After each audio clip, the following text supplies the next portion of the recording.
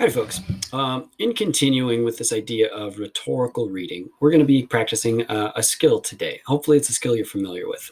But just to remind you, what rhetorical reading is taking a close look at a text. It's like a close reading, where you're really looking at each particular use of language, right? I'm looking for imagery. I'm looking for symbolism. I'm looking for where a person decides to put a comma or a period. Like, why do they continue a sentence here?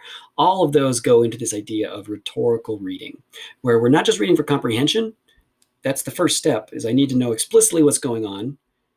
Then additionally, what is the author implying by showing me these explicit details? And then even further, in this class, we're going to shoot for understanding how and why a text is shaped the way it is. Basically, what rhetorical choices does an author make? When do they make them? And why do they make them to get a desired effect on our readers? Which is a big ask. So we're going to be looking at strategies to help us out with this. So the second strategy I'm going to give you guys is annotation.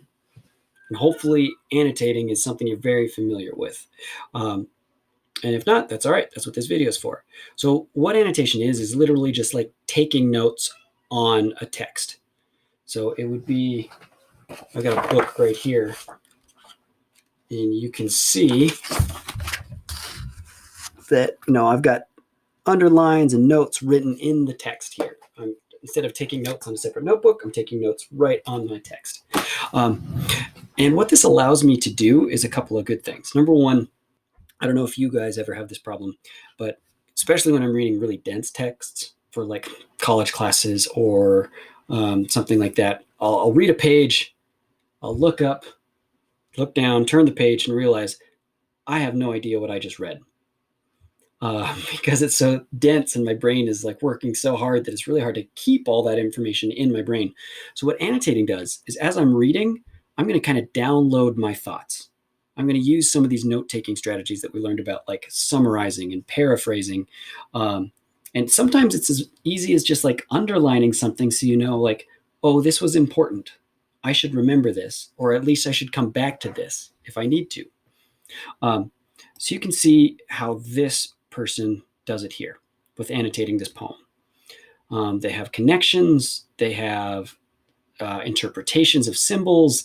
They have this really important highlighted passage. They've got this text split up into different sections. Like, here's memory one, here's a transition, here's memory two, and then here's the turning point to the whole thing, right? They started to structurally break it down. All of those types of things are fair game in annotating.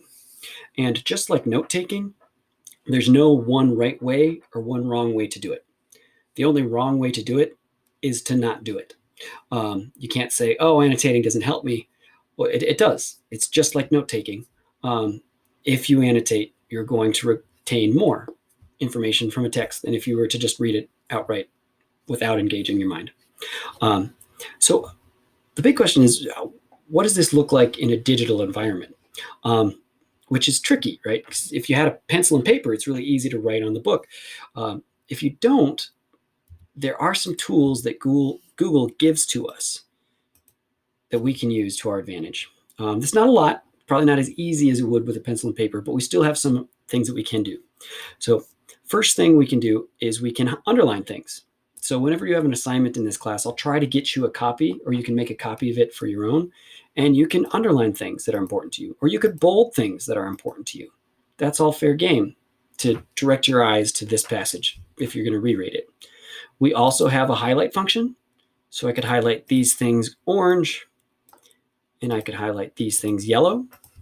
And that's another way to direct our attention and maybe even differentiate. Maybe yellow highlights mean this and orange highlights mean this. And then the most important one is we do have the ability to make comments. Instead of writing in the margins of our paper, we can highlight a section and then add a comment. And then when I click on that section, it highlights it, and it kind of like highlights this guy. Or I could do comment number 2. If I click on that comment, highlights. So there is some like connection between what you see going on this side of your page and what's going on with the highlights on the text. And I can even highlight, and comment. So highlight the screen and I comment it. It all works together.